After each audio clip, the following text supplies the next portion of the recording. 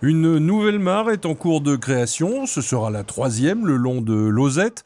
Elle va se trouver entre la route de Toulouse et la confluence avec la Vienne. On en a déjà une dans le parc du Bas-Farjat, juste à proximité de l'autoroute, et une autre qui a été creusée seulement l'an dernier dans le parc du Maromme. Si l'on retient facilement le côté esthétique de cette création, c'est surtout le volet de la biodiversité renforcée qui est à souligner. Permettre un brassage génétique entre les populations des différentes mares et du coup favoriser le développement de ces espèces, de toutes les espèces inféodées à ce type de milieu naturel. Comment est-ce qu'on repère et comment est-ce qu'on décide du site qui va convenir pour l'implantation de la mare?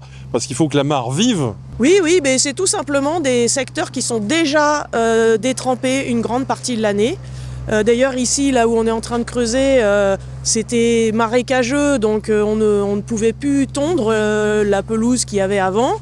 Et en creusant, on se rend compte qu'on était sur une zone qui était drainée. On est tombé sur des vieux drains qui s'étaient colmatés, qui s'étaient bouchés. Donc ça veut dire qu'avant, dans le temps, il y avait déjà une zone marécageuse à cet endroit-là. L'homme a tenté de l'assécher en drainant. Et la nature a repris ses droits et du coup maintenant on est en train de recréer finalement un milieu naturel humide qui avait disparu. Autonome par essence, la mare est pourtant sous surveillance. On fait d'abord un suivi de la faune et de la flore qui s'installe et qui évolue. Et ensuite il faut aussi, donc là ça c'est pour connaître la biodiversité et savoir un peu comment cette nouvelle mare va participer à l'augmentation de la biodiversité dans la vallée d'Auzette. Et il faut rappeler qu'on est dans un parc, dans une vallée tout entière qui a le label Éco-Jardin. Donc on fait tout pour favoriser la biodiversité.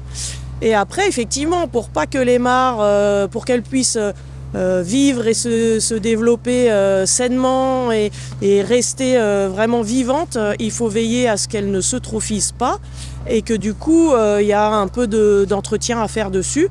Notamment on essaye de passer tous les ans sur les mares où il y a des arbres qui surplombent pour enlever les feuilles mortes. Donc voilà, limiter l'apport de matière organique de manière à ce que la mare reste en bonne santé.